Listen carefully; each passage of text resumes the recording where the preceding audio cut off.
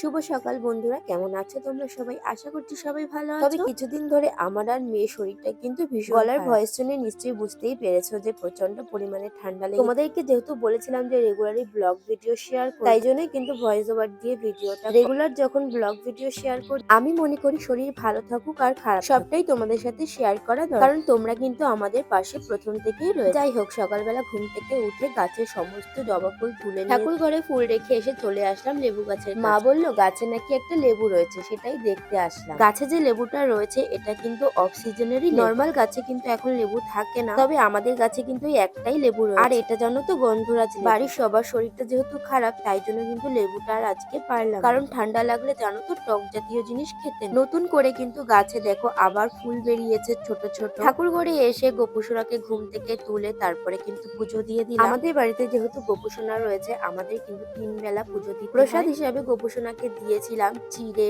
খই, বাতাসা। আজকে আর কলা ছিল না বলে দেওয়া হয়। কিছু জামা কাপড় ছিল পেখমের, আর আমাদের সবার সবকিছু জামা কাপড় কেচে রোদে ভালো করে মেলে দিয়ে রান্নাঘরে এসেই দেখি বাবা বাজার থেকে মাংস নিয়ে এসেছে। আমাদের বাড়িতে জানো তো বেশিরভাগ চিকেনটাই খাওয়া হয়। মাটনের যে দাম বেড়েছে, রোজ রোজ কিন্তু মাটন খাওয়া একদমই সম্ভব, তবে দাম কমে যাক বা বেড়ে যাক, আমার বরমশাই কিন্তু চিকেনটা খেতেই বেশি পছন্দ করে। চিকেনের সাথে কিন্তু আজকে মাছও এনেছিল, ছোট ছোট ইলিশ মাছ এনেছিল। আর এই ইলিশ মাছগুলো কিন্তু আমার শাশুড়ি মা খেতে অনেক ভালোবাসে।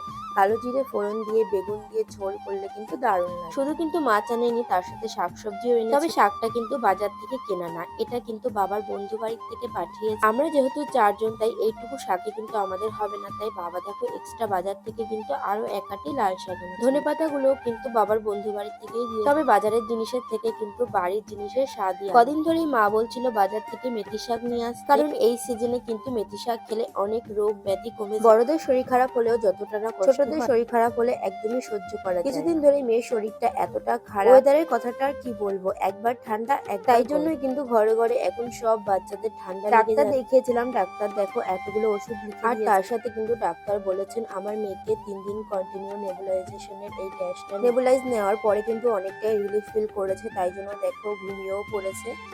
ঘড়িতে বাজে এখন কিন্তু 11:15, আর এখন দেখো তোমাদের দাদাভাই কাজ করছে ইলেকট্রিকের।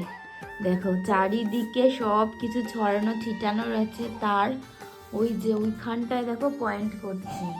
তো কিসের জন্য কাজ করছে এত রাত্রেবেলা সেটা তোমাদেরকে আজকে বলবো না, কালকের ভিডিওতে বলবো, তাই তো। আর গলার অবস্থা আমার ভীষণ খারাপ, মানে পেখমের সাথে সাথে কিন্তু আমারও ঠান্ডা লেগেছে প্রচণ্ড পরিমাণে, ওই জন্য গলাটার ভয়েস এরকম আসছে। কটায় শেষ হবে কাজ?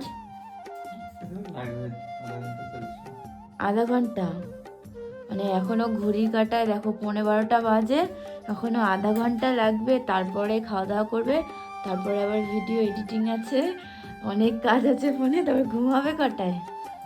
ঘুম লাগে নাকি? ঘুম লাগে না, এখন ঘুমালে পরে সারা লাইফই ঘুমাইতে হবে। এখন ঘুমানো যাবে আগে কাজ। কাজ আগে, মানে ওর কাছে কর্মই আগে, তারপরে সব কিছু, তাই তো। ঠিক আছে, তাহলে কাজটা করে নাও, হ্যাঁ সাবধানে করো।